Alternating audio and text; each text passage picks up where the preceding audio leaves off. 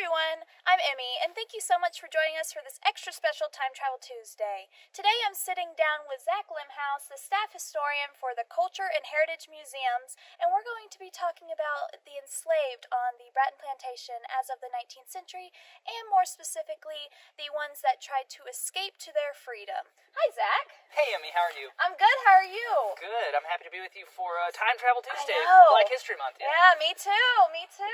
Now, you're going to tell us a little bit about each of the enslaved, but you also want to start with slavery on the Bratton Plantation. Yes, so before we talk about those that escaped, we call them freedom seekers, let's talk more about slavery in general on the Bratton Plantation. The Brattons arrived here in 1766. Colonel William Bratton, the family's patriarch, buys 200 acres of land on the South Fork of Fishing Creek here in present-day York County, South Carolina, at what we know today as historic Brattonsville.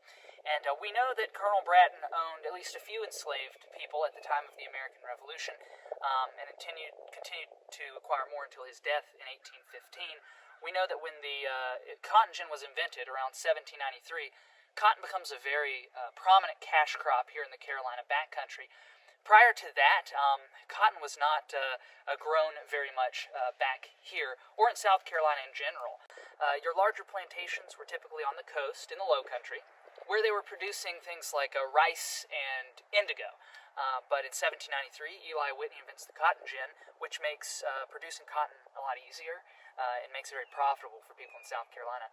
And then backcountry South Carolinians start producing cotton themselves, and Colonel William Bratton becomes an early cotton planter in York County in 1790. He has about a dozen enslaved African Americans working on his cotton plantation, and by the time that he dies in 1815, that number has nearly doubled. He has approximately 23 enslaved African Americans listed in his will that he writes in 1814. So, with William, he had 8 children. He did, and his youngest son, John Simpson Bratton Sr., because he will have a son named John Simpson Bratton as well. John Simpson Bratton Sr. builds this large, what we call the homestead house, in 1826, and that becomes the center of John Sr.'s plantation. And at the height of that plantation, there will be 139 enslaved African Americans living and working here. Now, of course, such a large workforce required housing. So we know that there are 20 houses for the enslaved population here on the plantation, 8 of which were brick, like the one behind us. The 8 brick houses were arranged in sets of 4 on either side of the large homestead house, and they were made of brick to display the Brattons' wealth. Brick is a very expensive material to build houses out of. And it is plausible that the skilled laborers, like the blacksmith, a carpenter, people that would sew, that they would live in the brick houses, while the enslaved field hands lived in the other 12 houses out near the cotton fields. We found through some archaeological research that there's plausibly some wooden buildings, evidence of wooden buildings that were plausibly the 12 other slave houses out near the cotton fields. All right, so we're going to talk about our first freedom seeker. His name was Bob. Bob, he escaped in 1849. Bob was enslaved by one of the sons of John Simpson Bratton Sr., a guy named Samuel Edward Bratton. We know that Samuel Edward acquired Bob at some point prior to 1849 from his cousin, a guy named Robert Gadsden McCaw. Know that the brick house, built in 1843 by John Simpson Sr., or completed by his widow, because John Sr. dies unexpectedly. Samuel Edward was living in the brick house, which construction began in 1841. It was completed in 1843 by John Sr.'s widow, Harriet, and it served a dual purpose. It was a private family residence, and it was also a public space. One of the rooms was a Bratton-operated general store. So where did Bob live off the property? So Bob, because it is likely that he was a enslaved field hand, he probably lived in one of those 12 wooden houses out near the cotton field. All right, and he tried to escape in 1849. Correct. Was there any evidence of his escape? Absolutely, yeah. So it was very common during this time for enslavers to place runaway slave ads in the newspapers, offering a reward, hoping to get their enslaved person back. And we do find evidence that Samuel Edward does place an ad in 1849 in a local newspaper called the Mecklenburg Jeffersonian. in which he is offering a reward, a $25 reward for the return of Bob. And that's not the only time he tried to run away. He tried to run away one other time as well. So there's evidence that a Bob, plausibly this Bob, escaped a year earlier when he was still being enslaved by Samuel Edwards' cousin, Robert Gadsden McCaw.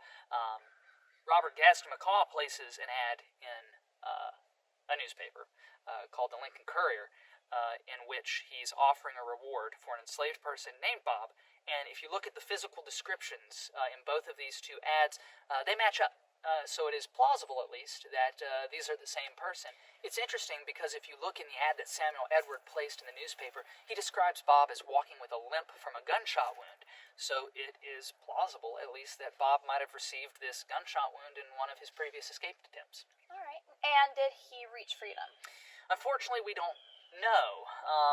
We don't see a Bob show up on any of the documentation, at least held by Harriet at the time, but there's really no way to know for sure if he was able to remain free. Unfortunately, not all freedom seekers made it to freedom.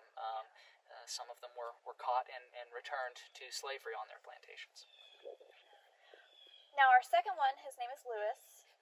Who owned Lewis in the 19th century? Yeah, so Lewis was enslaved by John Simpson Bratton Jr., the son of John Sr. and the brother of Samuel Edward. Lewis escaped in 1851. At the time, John Jr. was likely living in his grandfather's house, what we call the Colonel William Bratton house. So just like with Bob, it is plausible, at least, that Lewis would have been living in one of those 12 wooden structures with the rest of the enslaved field hands. And now, did he seek refuge when he tried to escape? So it's interesting. So with half of the freedom seekers, 2 out of the 4 that we'll talk about today, the evidence to support the fact that they're freedom seekers come from newspaper ads. With Lewis, it's different. There's not a newspaper ad that's placed when he escapes. Instead, we get information on him from court documents. We know that John Simpson Bratton Jr. actually sues a man named Abel Jonas for harboring a fugitive slave, in this case named Lewis, right? And Lewis had evidently taken refuge with this gentleman, Abel Jonas, and Abel Jonas is found guilty of harboring a fugitive slave, and he is forced to pay a $200 fine and return Lewis to John Simpson Jr. So unfortunately, Lewis does not remain free either. Wow. Now, our third is named Henry. Who owned Henry? We do know that John Jr. also owned Henry, and we know that Henry escaped around the same time, 1851.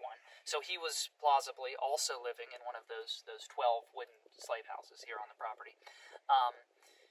We know that he escaped because John Jr. is going to place an ad in a paper called the Yorkville Miscellany in 1851, offering a $20 reward for the return of Henry.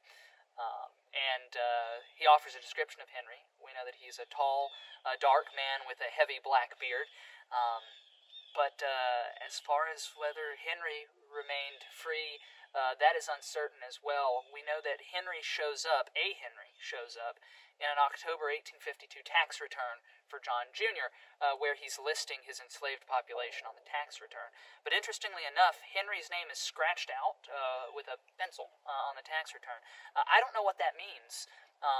Is it possible that this indicates that Henry was still unaccounted for at the time of the tax return? Maybe Henry was still free. There's really no way to know for sure. Now, our fourth enslaved man was James Williams, and the reason we're not going to go into great detail about him is because we're going to have a whole nother Time Travel Tuesday dedicated to him. But we can give a little information about him. Yeah, we can do a little teaser on your upcoming Time Travel Tuesday. James Williams is fascinating. We know the most about him because of a pension application that his wife filed as the widow of a Union veteran. So we know that James Williams escaped the plantation in 1865 and spent 18 months in the Union Army. Which means he succeeded. He succeeded in escaping. He was enslaved by the Bratton's neighbors, a guy named Samuel Rainey Jr., but he was rented to the Bratton family several years prior to the American Civil War to do labor here on the Bratton Plantation. And he was rented to John Bratton Jr., Samuel Rainey's neighbor and brother-in-law.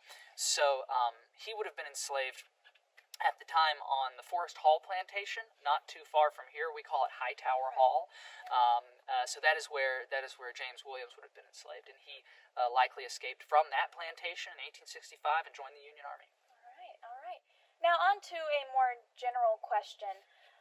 How do you believe that the freedom seekers impacted the Bratton community both historically and modernly? So I think it's important to remember that not just these freedom seekers, but any freedom seeker truly risked it all when they escaped from their plantations. There were groups of men called patrollers who, as their name implies, their job was to patrol the community and return fugitive slaves to their plantations.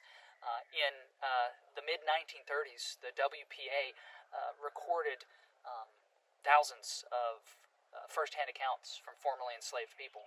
And these accounts are full of stories of these freedom seekers being detained by these patrollers, and a lot of times at the very worst, violence and sometimes murder occurred when these patrollers beat and killed these fugitive slaves.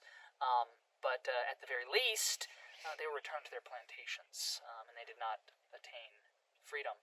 So it's important to understand that these freedom seekers really did risk quite a bit by not waiting for emancipation, taking destiny into their own hands, and escaping from the terrible institution of slavery. And now, before we head out, we wanted you to talk a little bit about the Network to Freedom and how it is impacting Brattonsville currently. Sure, yeah. So the Network to Freedom is an initiative of the National Park Service that connects sites like ours from all over the country, hundreds and hundreds of them, who can prove through historic research that they have freedom seekers on their property. So early in 2021, we were accepted into the Network to Freedom. So we are one of the hundreds of sites across the country, and we can collaborate with them to educate and preserve the history of sites just like this, where African American men and women risked it all to achieve freedom. That is wonderful. Thank you so much for joining us today, Zach. Absolutely. This was great. And thank y'all for joining us for this very special Time Travel Tuesday, and I hope y'all have a happy week.